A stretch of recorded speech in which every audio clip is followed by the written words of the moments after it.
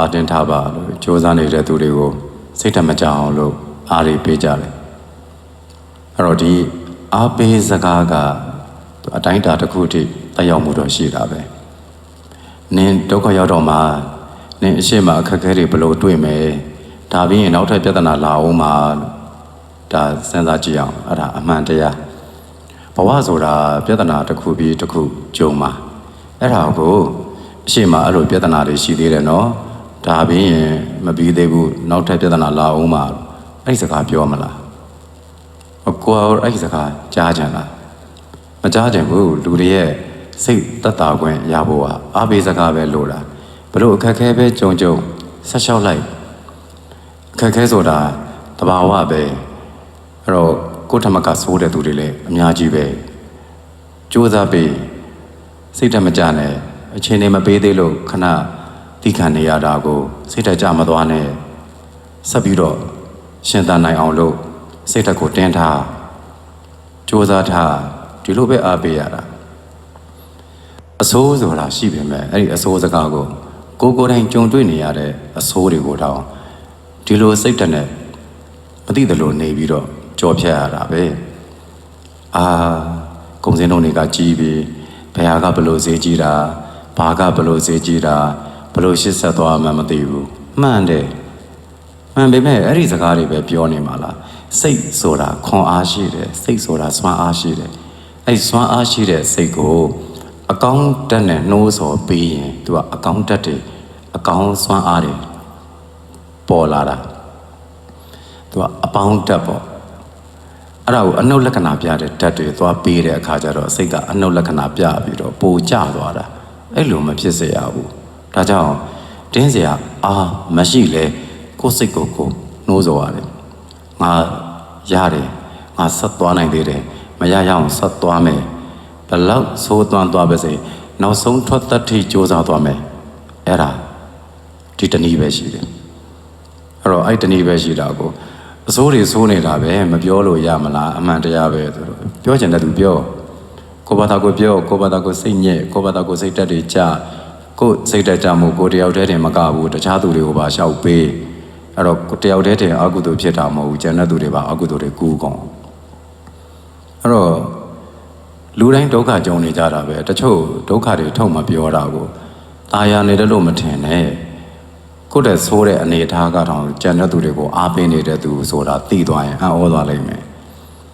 အစင်မပြေတဲ့အနေအထားတွေမျိုးကနေပြီးတော့ပြုံးပဲနေပြီးတော့ကြုံလာမှတော့မထူးဘူးသူလည်းကြုံတာကိုယ်လည်းကြုံနေတာတခြားသူတွေတောင်ပို့ပြီးတော့ဆိုးနေတဲ့သူကတော့ပြန်ပြီးနှစ်သိမ့်ပေးသွားအောင်မယ်အဲ့ဒါမျိုးလေးလည်းရှိနေတာကိုလောကကိုကြည်လိုက်ဆိုးတိုင်းဆိုးပြီးဟဲ့သွားပြီးဟဲ့ဒုက္ခပဲဟဲ့အဲ့ဒါစိတ်ကအနှုတ်လက္ခဏာပြသွားရောအနှုတ်လက္ခဏာပြသွားတော့ပိုကျသွားရောဒါကြောင့်ဒီစိတ်ထဲမှာအနှုတ်လက္ခဏာဆောင်တော့ဘာအကြောင်းအရာမှမပွားနဲ့အပေါင်းလက္ခဏာဆောင်တော့အရာတွေပွားစိတ်တက်ကိုမြင့်တင်ပေးစိတ်တက်ကိုမြင့်တင်ပေးလို့မရတော့ဘူးဗျာလို့ပြောတဲ့သူတွေရှိတယ်စိတ်တက်ကိုမြင့်တင်ပေးလို့မရတော့ဘူးဆိုလို့ရှိရင်တော့ဘယ်သူမှလည်းကယ်လို့မရတော့ဘူးနောက်ဆုံးအနေအထားတွေကနေရတယ်ဆက်သွားနေမှာဘယ်လိုပဲဖြစ်ဖြစ်အကျွေးတွေထူလာပြီလားထူပါစေဆက်သွားမှာပဲအဲထူလာတဲ့အကျွေးအစဉ်ပြေတဲ့နေကြပြန်ဆက်မှာပေါ့ဒါနောက်ဆုံးနေ့ကိုပြောတာဒီနည်းနဲ့သွားကြရတာကုညီမဲ့သူပေါ်ချင်လဲပေါ်မယ်မပေါ်ချင်လဲမပေါ်ဘူးဝိုင်းဝန်းမဲ့သူရှိရင်လည်းရှိမယ်ရှိချင်မှလည်းရှိမယ်ကိုယ့်ဘက်ကိုတယောက်တည်းရှောက်ရရင်လည်းရှောက်ရမှာပဲတယောက်တည်းရှောက်နေတဲ့သူတွေအများကြီးအဲ့တော့ဘဝကိုအနှုတ်လက္ခဏာဆောင်တဲ့စကားတွေနဲ့မဖြတ်စည်းပြနေအပေါင်းလက္ခဏာဆောင်တဲ့စကားကိုစိတ်ထဲမှာများများပွားရတယ်လာခဲ့စမ်းလောကရန်ဘလို့ဖြစ်ဖြစ်ရင်ဆိုင်ပြက်လိုက်မယ်ဟေးမထူးတော့ဘူးဒီသဘောမျိုးပေါ့အဲ့စိတ်နဲ့သွားရတယ်အောင်မြင်သွားလိမ့်မယ်ဆိုတာကြော်ဖြတ်သွားနိုင်လိမ့်မယ်လို့ပြောတာအခုဒီကာလာကြီးထဲမှာတော့ချမ်းသာသွားလိမ့်မယ်လို့ဘလို့မှပြောလို့မရဘူးဘယ်သူမှချမ်းသာမှာမဟုတ်ဘူးဒါပေမဲ့စိတ်ချမ်းသာအောင်တော့နေလို့ရတယ်မရှိတဲ့ဥစ္စာနဲ့မရတဲ့အနေအထားမှာပဲကုတ်ကပ်ပြီးရှင်းသန်အောင်ကြိုးစားမှာပေါ့ဘာကြီးဖြစ်သွား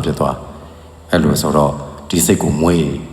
အဲ့စိတ်မွေးလို့ကတော့အဆင်ပြေသွားမှာပဲဒါကြောင့်မြတ်စွာဘုရားတော်မှဖယားမဖြစ်တဲ့ငါမထဆို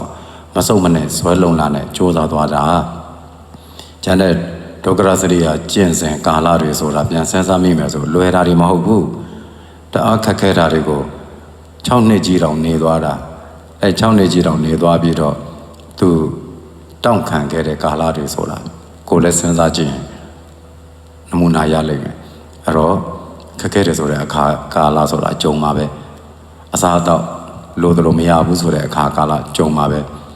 ညီးနေတာနဲ့ဆိုင်အာတင်တာကြဟေးလို့ကိုယ်အချင်းချင်းအားပေးတာအကောင်းဆုံးပဲဒါကြောင့်တရားနာသူအပေါင်းသူတော်ကောင်းတို့သည်ဘယ်လိုအနေထားမျိုးမှာပဲမစိုးကိုယ်စိတ်ကိုကြတော့အောင်မလုပ်ကြဘဲနဲ့ပြန်မြင့်တင်ပြီးအချင်းချင်းလည်းဖေးမာကြပြီးတော့တောင့်ခံနိုင်တဲ့အထိစီးလုံးကြဖို့တိုက်တွန်းပေးပါတယ်အားလုံးအေဂျင့်ပျော်ရွှင်အောင်မြင်ကြပါစေ